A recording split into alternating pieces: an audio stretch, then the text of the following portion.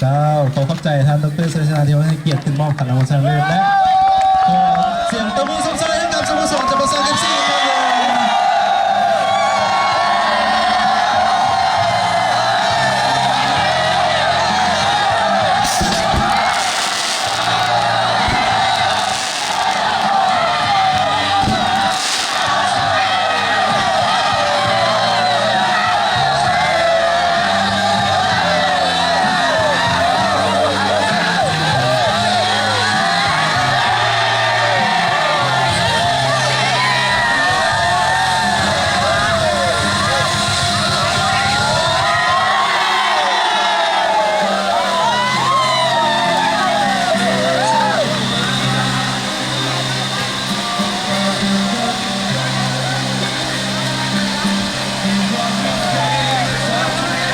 ขออนุญาตประกาศหาเจ้าของรถได้ทะเบียนกน